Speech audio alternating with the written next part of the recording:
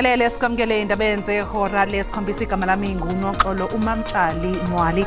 Kanti ke njengenjwayelo sengifike qasisa ukuzokuthamdela ngazo zonke ke indaba zosuku. Mbukeli ke angabe ngisalokhu ke ngipholisa amaseko angivele ngikhwele phekwazo. Nazi ke inohlonze kusihlwa nje. Did this firearm that was found in the possession of the accused person had anything to do with this forced arrest case? You want him to answer that question? Yes. Okay, fine. That you have. Bekubizwe ufakazi omusha kwelokubulawa kaSenzo Meyiwa. Usayitsheni uMandla Masonto utshele inkantolo ukuthi umsola wesithathu umthobisi Mncube bamthola nesibhamu esingekho emthethweni. That's not pornographic. It's a legal website. Of children, naked children. It's a nudist website. Ukhehart akhamen nugwetshwe odilika jele abayi12 ngamaqala okudlengula izingane kanye nezithombe zeingane ezinqunu kodwa ke wakhamen usagcizelela ngokuthi yena umsulwa.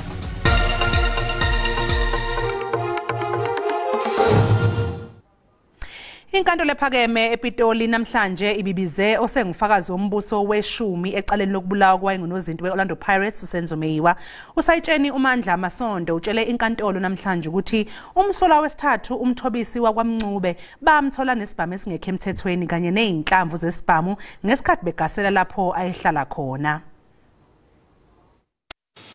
Usayitsheni uMandla Masango obephekwa ngembuzo namhlanje ummeli womunye wabasolwa becala uphendule enkantolo ngelokuthi isibhamu esatholakala endlini yomsolwa umthobisi Mncube akukho okuseyamanisa nesehlakalo sokudutshulwa kaSenzo Meyiwa esenzeka ngo2014 emzini wakubo waloyo wayeyintombi yakhe uKelly Khumalo. Did this firearm that was found in the possession of the accused person had anything to do with this forced arrest case? You want him to answer that question? Yes, ma'am. Okay, fine. My lord, there's nothing depicted by the firearm that was recovered on this case. Should it have been, definitely I think I was going to deal with it at that time. U-Advocate Charles Mnisi obepheke ngebhodwe elincane uSayitsheni Masonto uphinde wambuza nangendlela ababemphenya ngayo uMncube nagcizelele ngelokuthi babemphoqelela ukuthi avume lokho akutshelwa amaphoyisa. He'll tell this court that, as we have correctly mentioned, that he was very cooperative. He indeed had no choice but to cooperate with you because you're spitting venom. Aye, that's a new thing, spitting venom. How can I spit venom on a cooperative somebody? Bonke abasolwa abayisihlanu ababoshiwe bayaliphika icala kanti lizoqhubeka kusasa enkantolo. Inkantolo ephakeme yaseGoli imgixabeze odikila jela abayi12 uGerhard Ackerman owalahlwa amacala okutholakala nezithombe zeingane zocansi kanye nokushicilela lomkhuba. uAckerman wathweswakela amacala kanye nowabe eyijaji uPaul Kennedy owagcina ngokuyibulala kulandela ukuboshwa kwabo ngaleli icala. Judge Mohammed Ishmael lethula isigwebo enkantolo ephakeme yaseGoli lekhale ngokuthi uAckerman akatshengisa ukuzisola lamgweba odileka jele abayi12. You allow them to be abused by other men and to the HIV virus. You are by no means a humanitarian or caring person. In fact, you are plainly an evil man. Mr. Ackerman, you are sentenced to 12 life sentences. uAckerman ubelokhu ephakamisa isandla iphindelela ifuna ukufaka isicelo sokuqulwa kabusha kwaleli cala njengoba emile kwelokuthi umsulwa. So you did circulate pornographic material. That's not pornographic. It's a legal website. Of children, naked children. It's a nudist website. Ijaji Ishmael livumile ukulalela isiphakamiso sika Ackerman kanti manje kulindeleke ukuthi abuyele enkantolo mhla zi-15 kuLwezi ukuze afake amaphepha esicelo bese icala lona liqulwe zingama-30 kuLwezi. I don't think another judge would be able to hear this because the other judge doesn't know what has happened in this matter. So, unfortunately, you faced with me. Uphiko oluphenya amacala omphakathi NPA luthi akumangazi ukuthi uAckerman ufuna kuqulwe kabusha leli cala. We are not surprised by his actions and the frivolous motion that he wants to bring before court. This is a man who came to court and has shown no remorse for his evil deeds. Kusenjalo izishoshovu ezilwela amalungelo ezingane ziculisekile ngesigwebo. We are very happy with the justice meted out today, and we feel the sentence really fits the crime. Ijaji uMohammed Ismail ligcizelele ukuthi uAkhamene akufanele asondelane nezingane noma ashiwe nazo esikhathini esizayo kwazise uyingozi. Umholi we-Democratic Alliance uJohn Steenhuisen unxuse inhlangano eziningi ukuthi zilalele ikhwelo lokuthi zihlangane igudluze i-ANC futhi zenqabele i-EFF amandla okhethweni likazwelonke oluzobanjwa ngonyaka ozayo. Ugcizeleleke wathi uma nje kungakho ukubambisana bengakwazi ukususa uhulumeni ongabasebenzeli abantu. Iqhubeke nezinhlelo zokuketula iqembu elibisayo i-ANC kanti akafuni inhlobo ukuthi i-EFF ibone edlalayo ngonyaka ozayo. Umholi we-DA usamile ekutheni amaqembu azombusazwe kufanele ahlangane phansi kophahlo olulodwa futhi asebenze ndawonye. The multi-party pact is our best chance ever to defeat the ANC and keep the EFF out of power. It is a chance that we dare not miss. Steenhuisen uthi imizamo yokusungula isivumelwano sokuhlanganisa amaqembu aphikisayo sibonakala sizoba nenqubekela phambili. Uthi lolu hlelo akusilona lwe-ANC kuphela kodwa luhlose ukubeka eqhulwini abantu baseningizimu Afrika. The DA regards our Sanko's decision to join us as a major breakthrough. This party was previously part of the ANC alliance, and they broke away from the alliance in 2021 because of the ANC's failure to address the deep-rooted corruption that is tearing our country apart.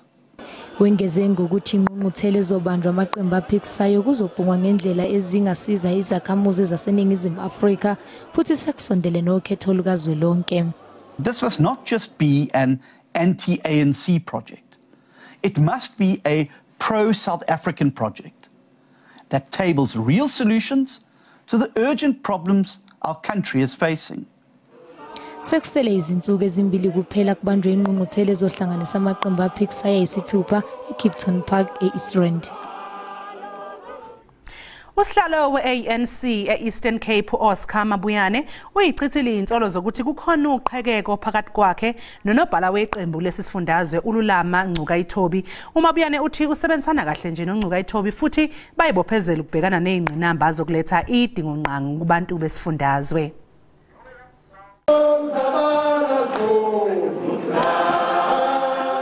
I-ANC ephondweni ithi jonge kunyulo lonyaka ozayo ngamalunga amane athe onyula kwisigqeba sephondo esilawulayo kule ndibano. Bangena kuba amalunga amane ephondo athe angena kwisigqeba sikazwelonke.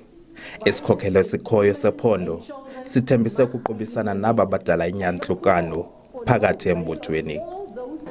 Siyayivakela into ithethwayo ke yamahemhem pha yongquzulwano nezinye izinto kwenkokheli. Asiyazi thina kangaba kudala sibuzana uba inoba mhlambi ivelaphi. Ukanti ilungu le-NEC elityalwe ephondweni uGqirha Aaron Motsoaledi uthi usebenzisana kakuhle nesikhokhelo sephondo. The province now is moving in one direction, and that's why I'm so excited about that. Have you received any query with regards to a conflict between the provincial chair and secretary? Oh, no. I'm hearing that for the first time. I'm working with both of them.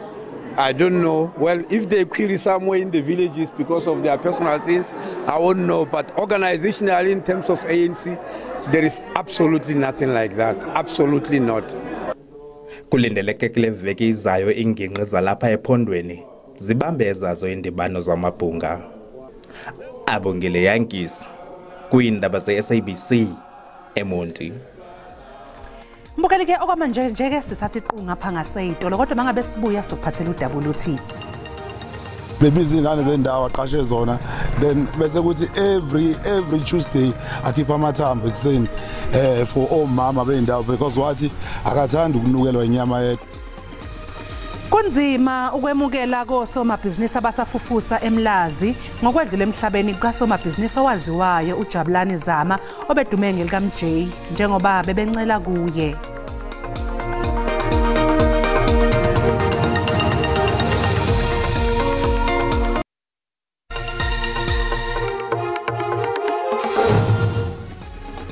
Sikubingelele siphinde sikwamukele mangabe usanda kungena otabeni oluphambili besibike ukuthi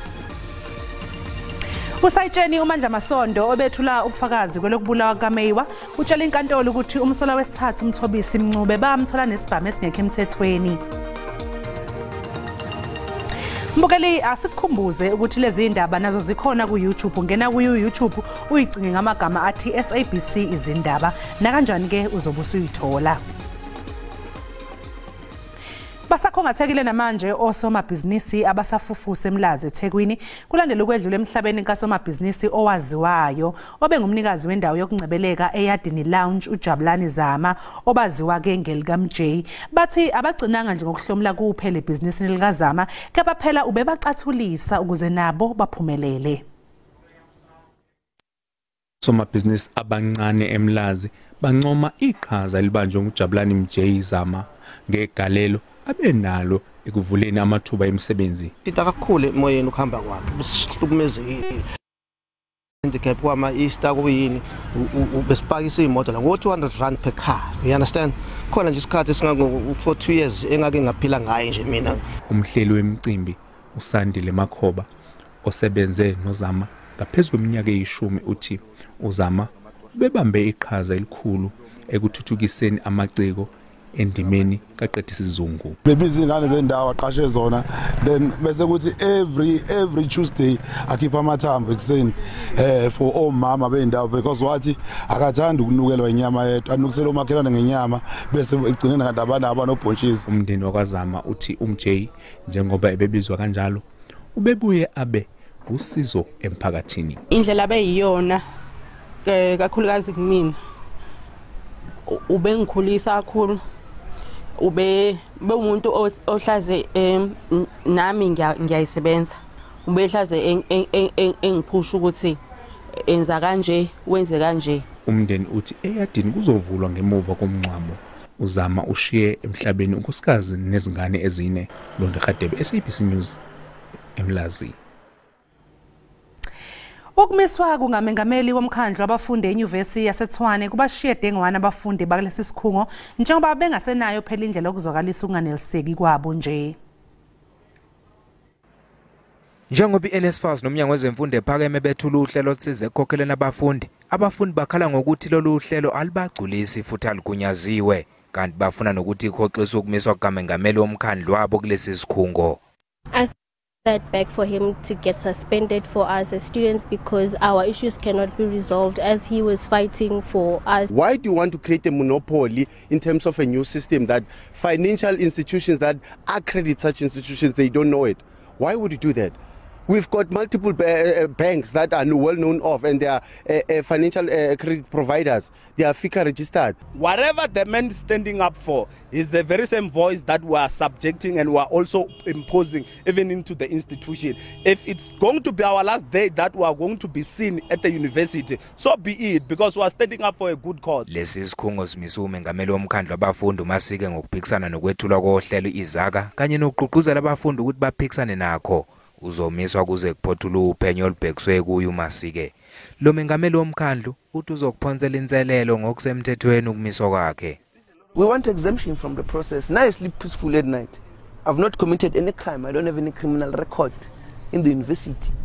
I've not committed any crime. I've not broken any infrastructure of the university that can identify me as a perpetrator that has always worked against the policies of the university, outside maybe a protest, which is a democratic right, by the way. Estatimendeni ungqongqoshe wezemfundo ephakeme uDokotela uBlaine Zimande uthe uhlelo izaka luzonciphisa igameko zokutholakala kwabafundi benikezwe imali ngokungemthetho.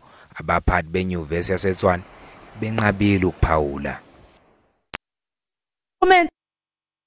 Esikoleni samabanga aphansi iAdo Primary eAdo Eastern Cape abazali bavale amasango esikole kwamiswa ukusebenza kweinhlelo zesikole ake sizwe kabanzi ke mbukela ukuthi lokhu kudalwa yini. Esisikolo sisebenzisa amagumbi okufundela ethutyana ukususela ngo-2010.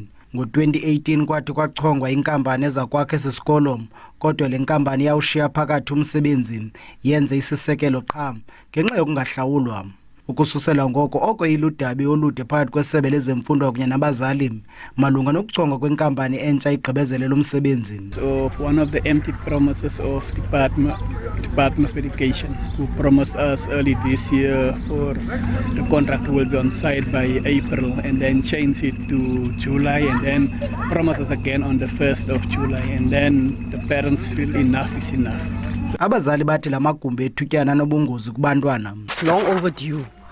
The condition our children are learning here is not good. There's not even a place to play. Isebe lithi ngekudala kuza kuchongwa inkampani entsha. Sasazo no contract xa kuphela yona famba uyayifumana ileta yakhe qeshwa ke usuka ngoko site park kwezaveki ze-29 kaSeptember uzawungena esayithini. Abazali bathi baza kuqhuba nokuvala esi sikolo bade bafumane ubungqina bokuchongwa kwenkampani ezakugqibezela ukwakha. Kwindaba ze-SABC ndingumcebisi ngqina ndise-Ado. Ikomiti lomphakathi le-CPF elibhekele ukulwisana nobugebengu lokushini laseMlazi selihlonze isigceme sakwa-Q njengenye yendawo eyikhungethwe kakhulu ubugebengu kuleli lokishi. Ngempela sonto umbukeli kubulawe abantu abayisishiyagalombili endaweni. Iziteshi zamaphoyisa zaseMlazi naseNanda izona ezikhombise isibalo esiphezulu sokubulawa kwabantu phakathi kukaJanuwari noMashi kulonyaka. NgoJuni kwadutshulwa kwabulawa abantu abayisikhombisa ehostela laseMlazi eGliplands.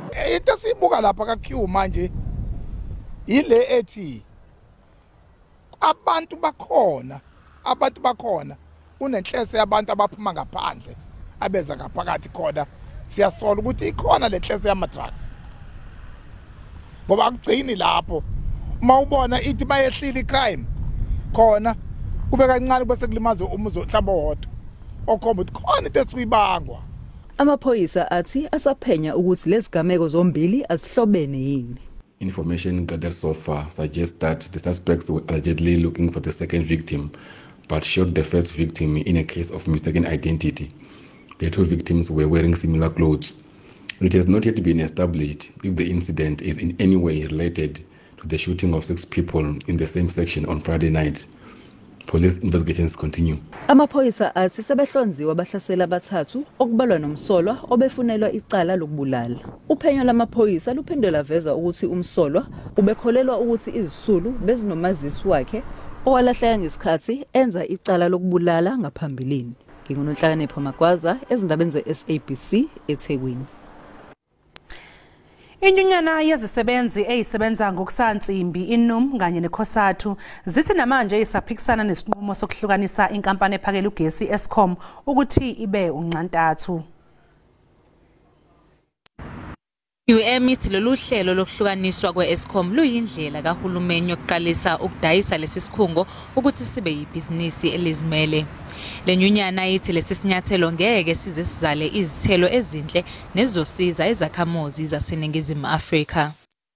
Saying as the NUM is that unbundling is a first step towards privatization.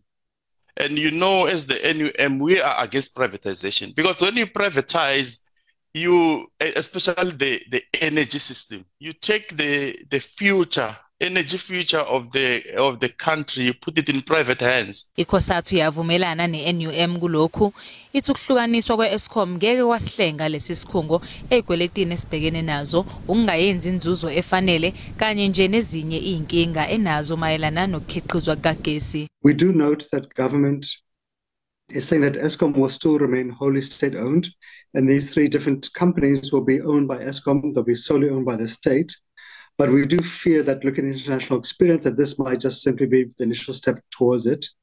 Even if we accept government's assurances, Eskom is in a crisis not because it's one company. Eskom is in a crisis because of years of underinvestment in new generation capacity. Ngesonto ledlule uhulumeni uchithe imbono ethi ukuhlukaniswa kwe-Eskom ibe yinkampani ezintathu kusho ukuthi isizozimela maduze. Uthi lokhu kuyingxenye nje yohlelo lokuguqula lesi sikhungo ukuze sisebenze kangcono iminyaka ezayo. Uthi isimo se-Eskom njengamanje asinalo uzinzo futhi asikwazi ukubhekana kahle nezidingo zezakhamuzi. Kwaze kwentokozo mbukeli ukuthi siphinde sihlangane njengoba sisho sithi ebusuku namhlanje mancane lamathuba emvula ke esingawalindeli kakhulukazi eningizimu yalapha KwaZulu-Natal wehle njalo yongena ke ogwini lapha eEastern Cape kanjalo nasengxenyeni ke esenkabeni yongena koGqeberha kanjalo nalapha koPlatenwood Bay sisho sithi ngaqhubeka nje nokusikaza ngamafu Western Cape libalele emongene engxenyeni ke ezimaphakathi entshonalanga uyongena enkabeni yeziko laseFree State eNorthwest eGauteng uyongena engxenyeni ke esenyakatho sisho sithi masihlabela phambili nawo lo amsingo obandayo emva kwalo amsingo obandayo lo bafazi beduba inyama baqhubeka lamathuba amancane ogwini lapha KwaZulu-Natal ukuyongena phansi lapha Eastern Cape ngale kwaloko singalindela ukuthi ke liqhubeke nokubalela amongene enkabeni kanjalo nasengxenyeni ke esenyakatho kanti ke la amancane futhi amathuba singawalindeli kakhulukazi ke lapha koGeorge uyongena lapha koKepa Galas ngisho ngithi ke lingathanda ukuthi kube nenkungu engathanda ukusixaka kakhulukazi ke engxenyeni ezimaphakathi efundezweni zalapha ekoloni ikakhulukazi ekhathini zasekuseni ngathanda nje ukuba isiphazamiso kubashayeli sisho sithi ke ebusuku namhlanje ke banda nje liyakubuza ukuthi ungubo ngakulapha koCalvin koSutherland amazinga okushisa ngaphansi kweqanda engxenyeni eziningi kuyabanda futhi noma ungena lapha kovustile uyongena ke kakhulukazi ke endaweni ephakeme lapha koKomani ikakhulukazi lapha Eastern Cape yongena koleseFree State kanti ke nalapha ikakhulukazi koqwaqo phutha dichaba kuyabanda kuyosondela eMnambithi kuyabanda nje ngokuphakathi lifuthumala endaweni ezingasogwini Richards Bay yongena eThekwini sahle siyongena lapha kuSajonisi ngisho ngithi amazinga okushisa ngokuphama onhlamvela ngakusasa asikusho nje sithi ke phansi amaphaphu ngoba seliqalile liyafudumala kuzo zonke indawo lapha eNorthwest yongena eGauteng uyongena ikakhulukazi lapha eMpumalanga ngisho ngithi embombela koSikukuza kuthi kushisa kancane lapha koParabora sambe siyongena ikakhulukazi engxenyeni ke ezilapha ngaseningizimu ngathanda ukubanda ikakhulukazi lapha Eastern Cape kanjalo nakoBeaufort West uyongena lapha koGeorge kanjalo nakuSutherland nokho akufani kodwa mawungena ke ikakhulukazi lapha koAphindini ngathanda ukubanda kodwa futhi nalapha KwaZulu-Natal koUnderberg ngivumele ngikusho ukugcola umlomo ngokungena amahloni ukuthi ke ngiyayidayida indawo ube nobusuku obuhle.